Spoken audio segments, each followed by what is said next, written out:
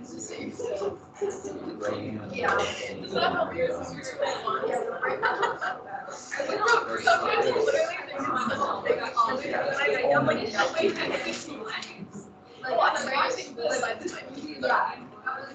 we get to the Kaiser? Did we get to here? Yeah. Okay, good. So I'll get to death back tomorrow. I know I'm really sorry. I was like, ah. Well, the other thing too is, so I had to test. I thought it was going to be on Google Drive, so I checked Google Drive and just look at it. Did not work. So take your notes out, or get a phone. Let's go. Okay, so we talked about industrialization, World War I, and tomorrow will be a. Tomorrow we'll do much of the war. Yeah, it's always. I pick and choose little things to cover on this. Obviously, I'm not going to cover everything. This war, it's so big, it's hard to even wrap your mind around. And World War II it's too big to wrap your mind around. Yeah. What's the name of this? World War I. Mm-hmm. World War I. Actually, the total year, the World War I in the 20s. Because the unit test.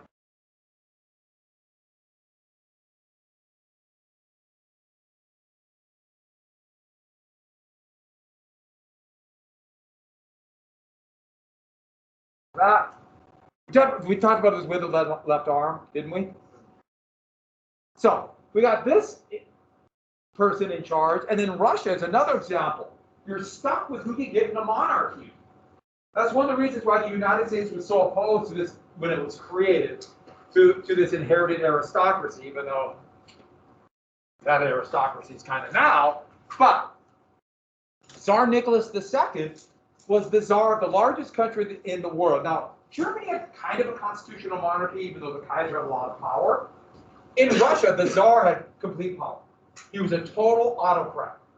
There was a legislature created in 1806 called the Duma, but they had no real power. And so here's the czar and his family. After Catherine the Great, the Russian nobility said, we're never going to allow another woman to be czarian. And so he needed a male heir. And so the czar, whose his grandfather was blown up by an anarchist. To give you an idea of the situation there were anarchists and revolutionaries all over. He had 4 daughters. And he was an inadequate man, not equipped to be czar, but he's what we got. He hated being czar, actually. But he finally had a son. But they were all related to Queen Victoria, and Queen Victoria's niece was his wife. He was Queen Victoria's cousin. They're all interrelated. So it's a cousin married a cousin. What disease? Anyone know what disease he had? Alexa, the heir to the throne, finally had a male heir. That's the #1 job of monarchs, to get an heir. Number 2 is run the country. Anybody know what disease? Hemophilia. Yes, he had hemophilia. And this was carried by Queen Victoria. Oh, so hemophilia, what happens? What happens? Yeah, the blood doesn't clot. Now that's bad if it's a cut, but you can put pressure on it. What's bad is a bruise, internal bleeding. Just a bruise can kill them. And it just bleeds and bleeds, and swells and swells. I guess the pain is beyond comprehension. And so they have this boy that, just a fall can kill him in great agony. And the czar portrayed himself as divine right, like a god on earth, even though he was an inadequate kind of a moron. But he's who they had. So they kept this secret. And every time he was hurt, he would just fall. He'd be bedridden for weeks in agony. Well, this monk from Siberia by the name of Rasputin came in and somehow persuaded the Tsarina to let him see Alexis, their son. And Rasputin's presence, for whatever reason, seemed to bring comfort. Who knows? Who knows what happened? But they allowed Rasputin into the royal circle, this little elite group isolated from everybody else. You'll find that out. Autocrats are very isolated. Everywhere. If you've seen pictures of Putin in Russia now, he never sits closer than 20 feet to someone. He's very isolated. They're all away from him, where delusions can grow. But Rasputin was brought into the royal family, and nobody outside the small little circle knew it was about him. And the reason we're saying this, okay, this little royal family thing. At night in St. Petersburg, Rasputin would go out and drink more than any human could drink, carouse more than any human should, and look like this decadent lech. And nobody knew why the royal family allowed them in. And so this began all kinds of rumors of the decadence of the royal family, that he was having an affair with the Tsarina, that all this stuff. That wasn't true, but it made this already decaying empire look worse. And when the war began, a lot of the hatred about the war would soon focus around him. And I should add, there was a horrible revolution after the defeat of the Russo-Japanese War. It looked like revolution was on the rise, and that's what they're stuck with, this inadequate man. To give you an idea about his attitude and his inability to understand his position, after the entire Russian fleet was destroyed at Tsushima, that battle of the Russo-Japanese War, the entire fleet was destroyed. One of the most humiliating defeats in history. He was playing tennis. He was on vacation in the Crimea. He was playing tennis. Where's the Crimea? Here. Gee, I wonder if that has anything going on today. Moving on. While playing tennis, he was informed that the fleet was destroyed. His response, he said, "Oh, I see. It's my servant." No, nothing.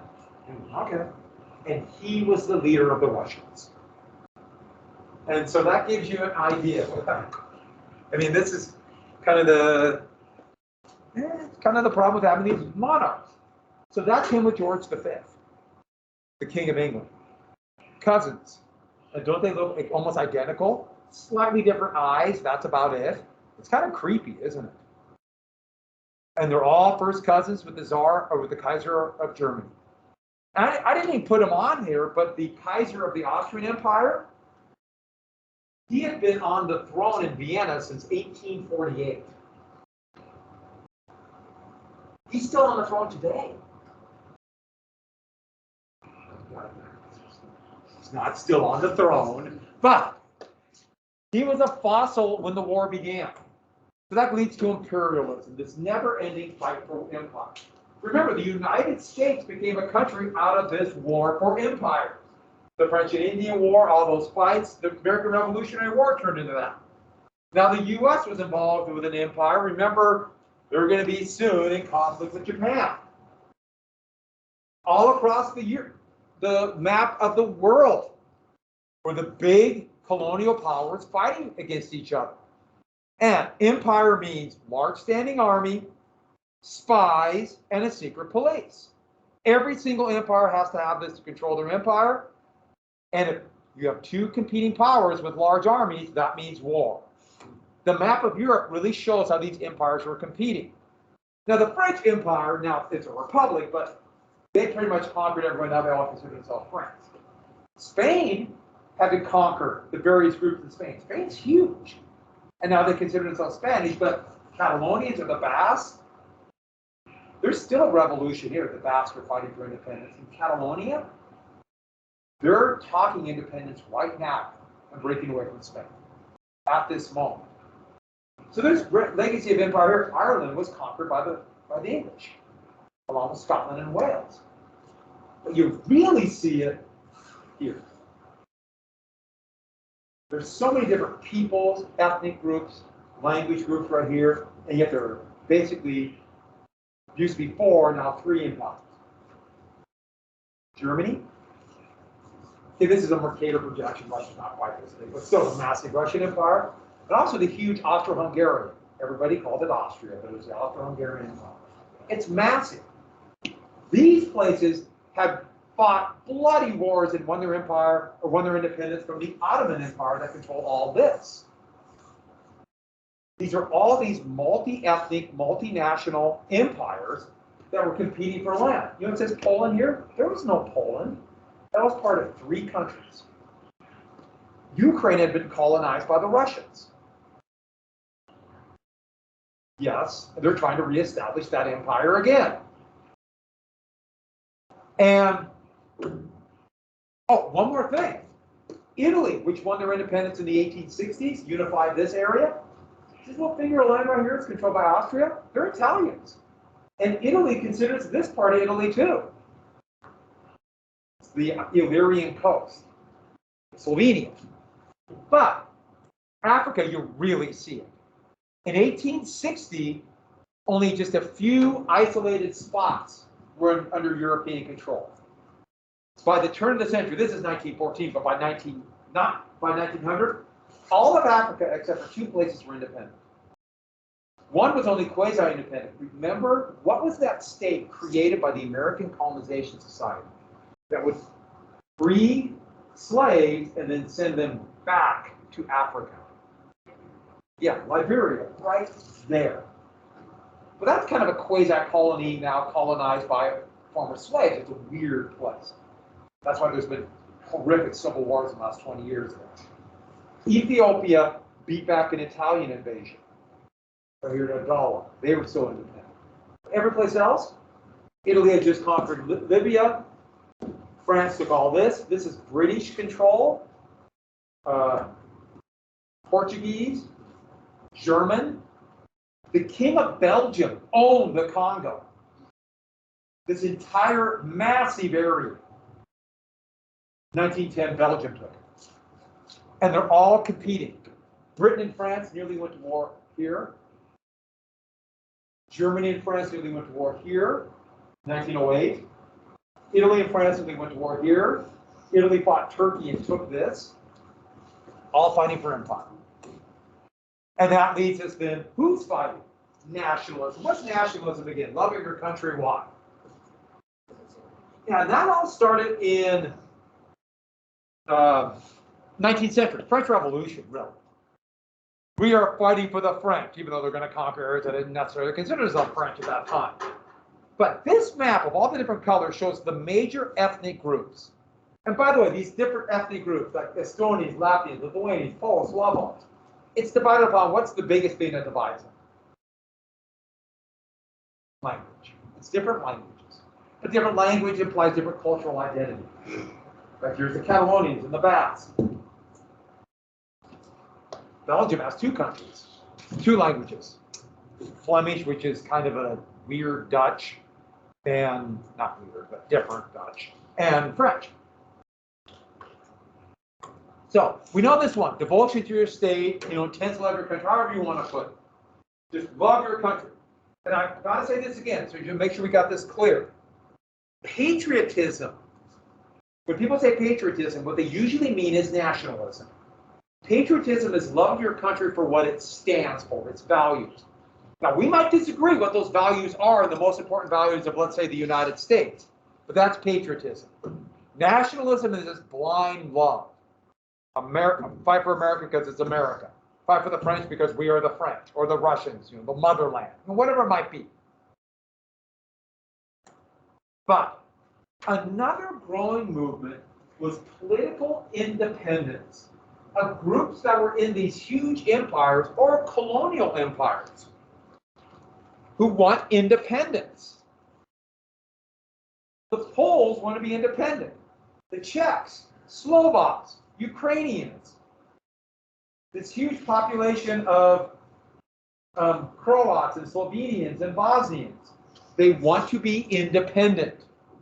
And it's based upon some kind of national identity.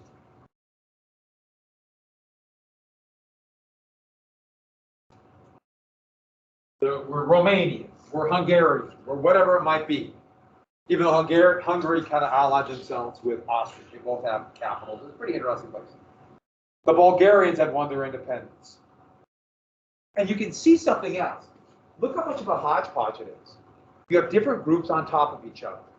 First off, what do the Poles, all Latvians, Lithuanians, I remember as a kid being told about White Russia. I'm still not sure what White Russians are. I never understood what the ethnic difference was. I don't think they do either. But that's Belarus. All these groups, except for the Hungarians and the other people, the Germans who live in there. What umbrella ethnic group is this? Anyone know? They're Slavs. They're Slavics. So, Poles are Slavs. Russians are Slavs. Serbs are Slavs. Greeks aren't, but Serbs are. Romanians are. Hungarians aren't, but Slovaks are. It's a hodgepodge. Austrians are ethnic Germans. They purposely settled German-speaking people all over this area to control it. Russia settled Russian-speaking people in other areas to control it, like here, or here, or here. Today, this is the country of Ukraine. That was colonized by the Russians. The area that Russia claimed to be independent, that they claimed to start this whole thing, saying that Ukraine was ethnically cleansing, was an area they colonized called the Donbass region, back to control it. The fight today really does have this kind of nationalistic, ethnic ticking time bomb that was going on then. By the way, look at all the Greeks that lived in what is now Turkey at that time. I should add, what's going to happen to all? Oh, what are all the spots? What does that represent? The dots. Most of the Jews in the world live here. Look at that. Yes, that's the area Germany will conquer in 41 in World War II. 39 and 40 to 41. So, no bigger movement, though, was for pan-Slavism. But people like the Germans felt were inferior. An inferior, remember more and more they're talking about race. But they wanted their own independent country. And no place was this issue more important than in the Austro-Hungarian Empire. Ethnic Germans ran the place. But the biggest population were the various groups of Slavs. Everywhere from the Croats to the Ukrainians to the Transylvanians to the Bosnians. And they want independence. And Austria is trying to hold this multicultural group together. And it literally is just, you name it, everybody lives there. It's just this whole group of people. And they have, and virtually every religion, from Calvinist to Lutheran to Catholic to Eastern Orthodox to Muslim, all living here. It's just a, I would say hodgepodge, but that's the best way to describe it. And they want independence. And there's a growing movement to revolt against Austria-Hungary, and Austria is terrified. And it's centered by a brand new, relative, for the time, kingdom that won through war called Serbia. And they want to create a greater Serbia. And what's greater Serbia? That green area is out of Serbia. It's Serbia. They want just an unbelievably bloody war to win their independence from the Ottoman Empire. Here's the Ottoman Empire, modern Turkey and much of Arabia. Serbia wanted to take big parts of Austria and make pan-Slavism means a state for the Slavs. I'm sorry I didn't mention that. Pan-Slavism. A greater Serbia of all the Slavic people under the Serbian kingdom. And Serbia was a brutal kingdom.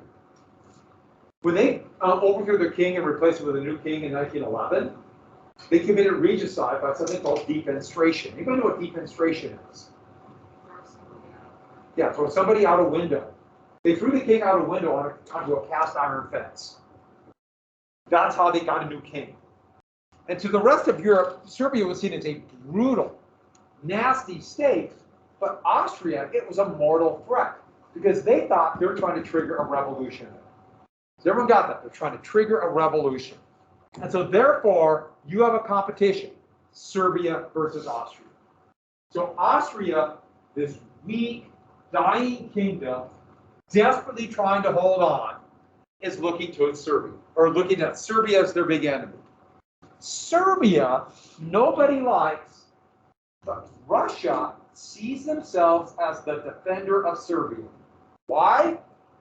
Two reasons. They're Slavs. But the biggest reason is Russia is furious at Austria. And this goes back to the 19th century. Russia almost went to war over this area right here called Bosnia. Austria annexed it. Russia almost went to war, but they were so weakened by the Russo-Japanese War, they didn't do it. They vowed never to be humiliated again. So Serbia, that's kind of a big brother, even though they're up here.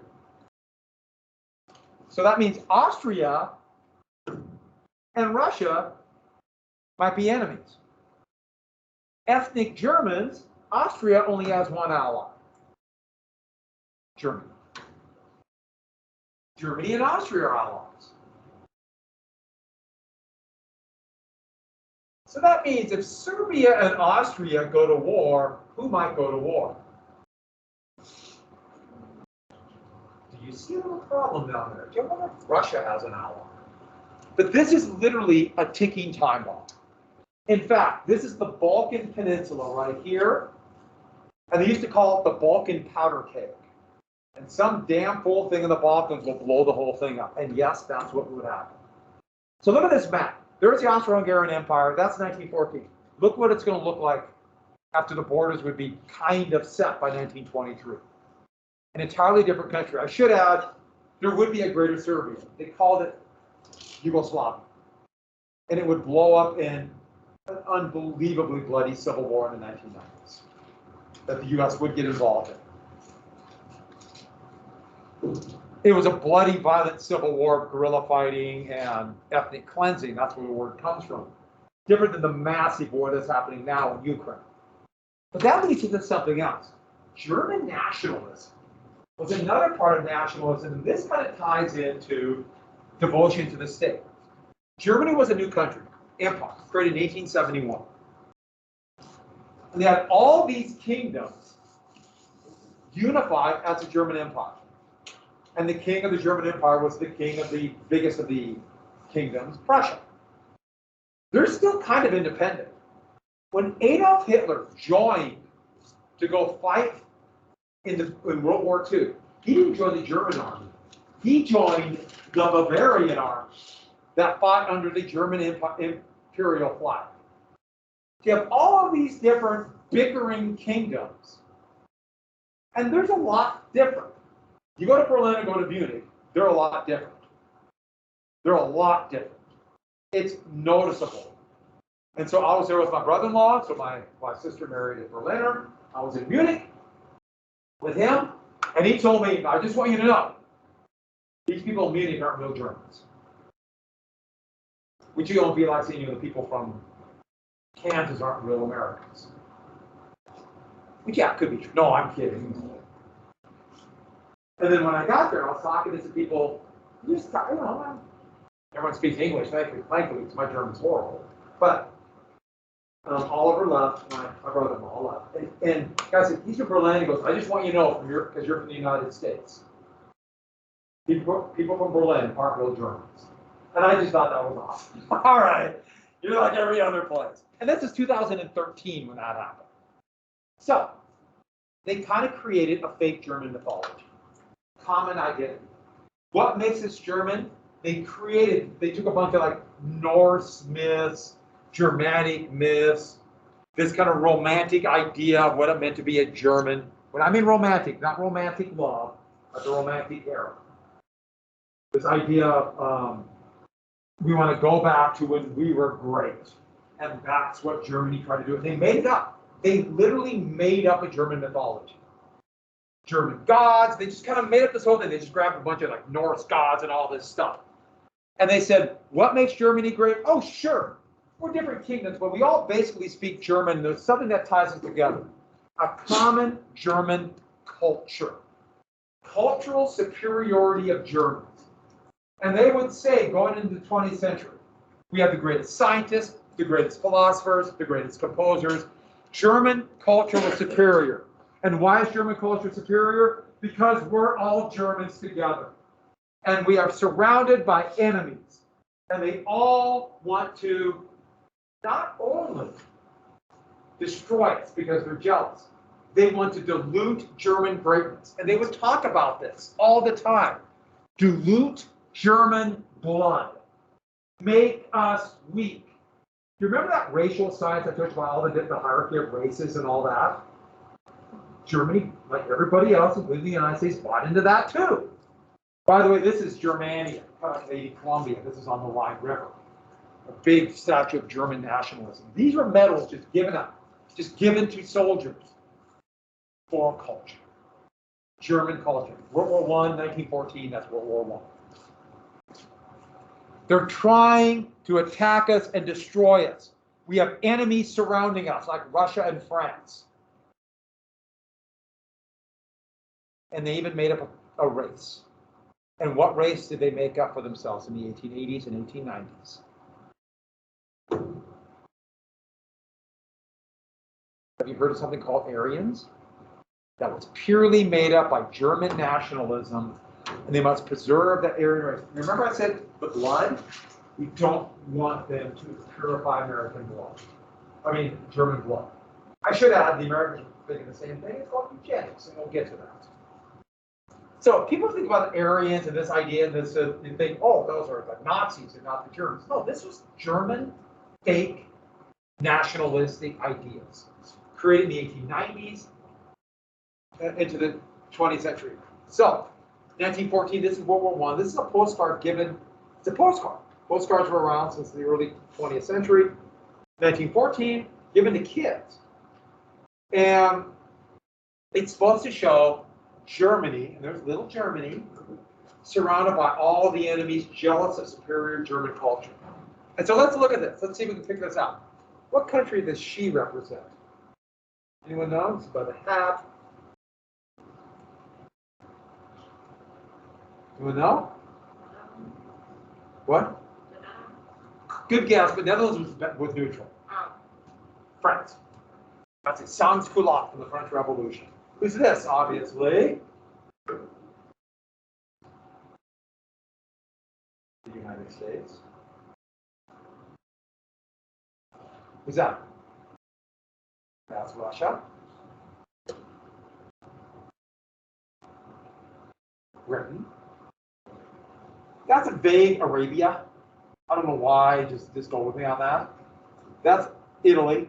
That's supposed to be Africa, and this is supposed to be Japan and China. Just go with it. But everybody's out to get Germany. And here's the thing.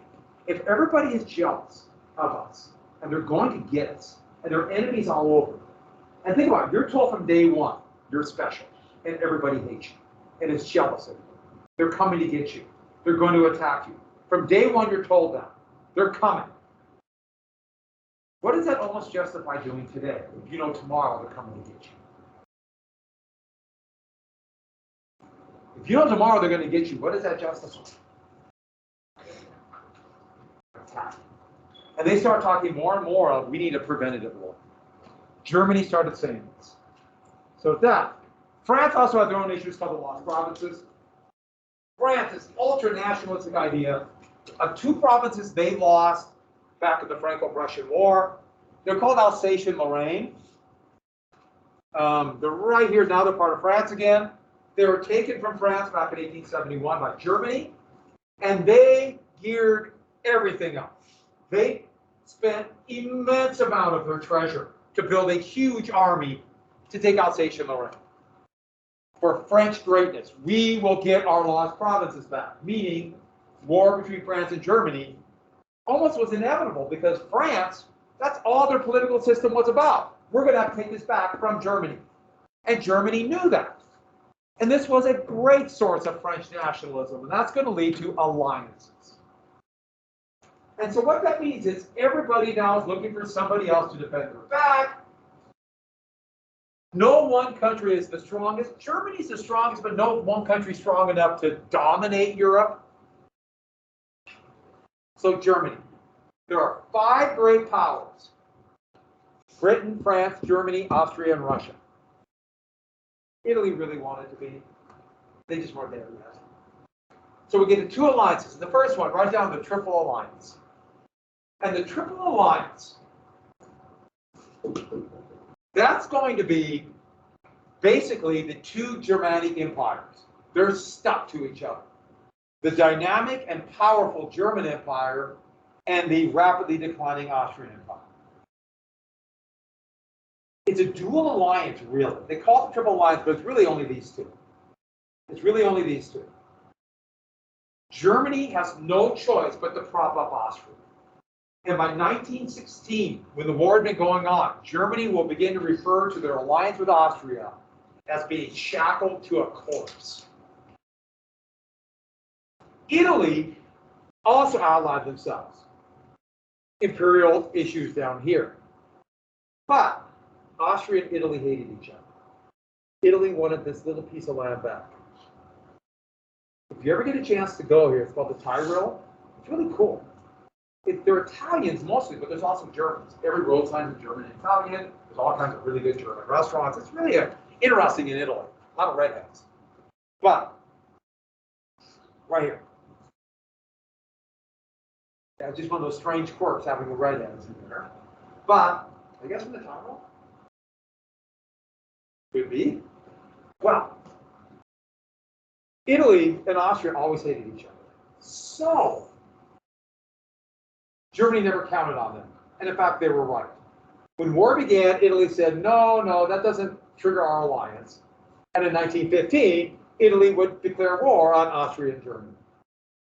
So, the definition of a bad ally is one that attacks you. I figured that one out myself. The other alliance is called the Triple Entente. And the Triple Entente is a dual alliance, an iron alliance between two really different countries, France and Russia. Why? Fear of Germany. But you can also see how this made Germany paranoid because they're surrounded. Britain, the Triple Entente. This means understanding. Britain, because of fear of German growth, made an agreement to essentially not go to war with France and Russia. They almost went to war a number of times in the 20 years before. Britain and France have fought each other so many times it's hard to count. They still don't like each other. But they made an agreement because of fear of Germany. It's not an iron alliance. Britain has not said they'll send troops. It's just about like defending the coast and that kind of thing. But they're closer now because of German. I'll get to why. There's two more alliances, one we've already mentioned, Russia and Serbia, and then the other one, Belgium. Belgium is where the corporation began. It was created in 1830. All the great powers said they'll protect Belgian neutrality. Now, what does that mean? Now, if a country wants to attack, they attack. But this is what we got to get. Britain saw themselves as the defender of Belgium. They couldn't tolerate a German army that close. So Britain is the defender of Belgium. So yeah, there are other alliances. No one really knows exactly who has promised what to whom. But this, and then don't forget France and Russia and Belgium. But while this is going on, there is an arms race that's hard to even comprehend. As countries get bigger and more industrialized, they can make bigger and better weapons. The new technology not only meant more high explosives, but they can make it so much faster. They can make millions of rifles. But the biggie was heavy artillery. The advances in artillery would change war forever. 90% of the casualties in both world wars was from artillery. High explosive shells that when they exploded, the casings would go into 1,000 pieces of jagged red-hot metal that would rip bodies apart. Artillery is still the biggest killer in war. By the way, what do you call the jagged pieces of metal that would kill, rip? I mean, the wounds are unimaginable. Shrapnel. It's actually named after a guy, Harry Shrapnel, who's a colonel in the British Army. I'd have to be named Shrapnel. But there are other, weapons. Aircraft are just coming. A new weapon that had been made from the 1870s called a machine gun, but artillery is the big.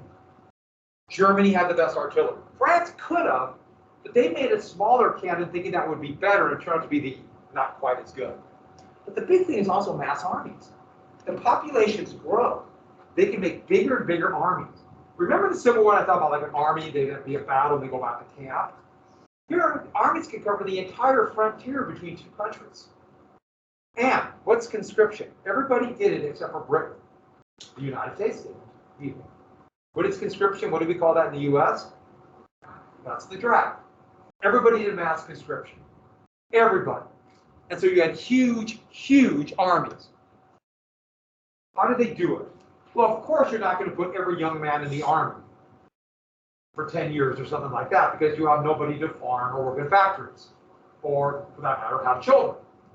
But this is how everyone followed the German model. When every young man turned 19, they're in. They're in. And Germany had this until what, 2010. Russia still has it. There's 4 drafty soldiers in Ukraine now, but you're in 19. Russia at that time had a draft, but they didn't have enough weapons, so they kind of kept some. France, you're in 2. And you're in for a year. So everyone got that. You're in for a year. But then, after you're out, when you're turning 20, all the young men, well, they keep some in good soldiers, say, hey, you want to be a sergeant, that sort of thing, being it as a career. They don't leave the army. Where do they join? They're in the what then? The reserves. And how long are they in the reserves? For the next 20 years. Every summer, every young man in Germany in August will go away for 2 or 3 weeks in drill, getting with their units. 1 week in a year, 1 week in a month, they will organize how they're going to be called to the front. They'll call out the reserves. And when they go to the train station, they'll work it out. And every other country in Europe. Good morning, staff and students. Pardon the interruption, just one last announcement I forgot this morning. All Helen Education Foundation, that's the HEF, distinguished scholars and achievers that I met with last week, be sure to head to the library at lunchtime today. Once again, all seniors who are recipients of the HEF Distinguished Scholar or Achiever Awards, please head to the library at the beginning of lunchtime today. Thank you. Just real fast. They're all going to be called in. And that means all Europe's an armed camp. All they got to do is call it the reserves. And all these men, they come in a uniform. The United States did not have that. Britain did not have that. Britain, though, did not draft. They became really scared. Actually, there was an organization created to help train young men to be soldiers, just in case. Anybody know what that was called? Have you heard of the Boy Scouts? That's why it was created. So that. And then the other problem was bear. Everywhere you look, you would have to fight bear. Now, who are you cheering for in this? Yeah, we're Bruins here, right? Get it? Yeah. Actually, the poor bear. Take the muzzle off, right? Let's fight fair. But the ship, the weapon that personified the arms race, was a super battleship called the Dreadnought. Remember the Great White Fleet, the U.S. fleet that went all around the world? Remember that story I told you? When it left, they were some of the most modern ships in the world. After a year and a half of that trip, by the time they got back, they're all obsolete because of this ship. So I'll explain that tomorrow. We'll fight the war tomorrow. I'll head back to the test. It'll be a gooder day. Oh, it's going to be warmer today.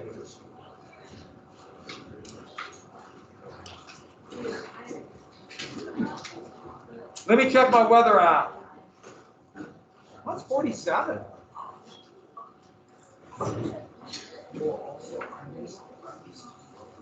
It's supposed to be 29 and snowing on 2 inches of snow on Friday. Have a good day. You too. We'll see ya. Oh, don't forget the map is due tomorrow, 1914. Is it just the 1914? Just the 1914. I will assign the 1920, but yeah. We're not. I mean, you can do it if you want, but. This is interesting because I'm a quarter Austrian. My grandma's Polish. She moved here after the World War II. Oh yeah? Yeah, she married my dad, or my granddad, who was a sergeant. So over in Austria. He was a U.S. sergeant, or so he must have been occupation. Yeah, I think he was drafted. And then the U.S. occupied part of Austria. Yeah, By his war. yeah. So weird. That happened a lot. Yeah. You can, especially imagine after the war. Good story, though.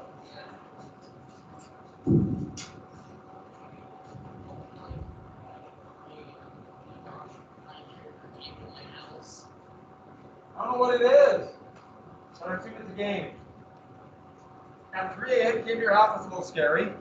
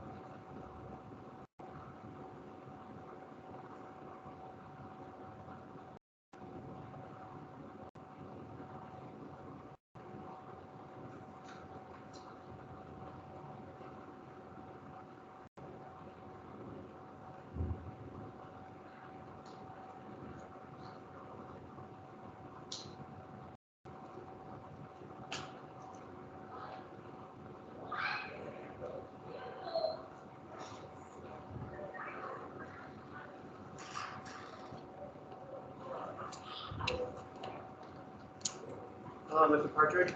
How are you doing? What do you say? How are you doing? Doing all right. How are you? Doing all right. Anything interesting in your classes yet? Not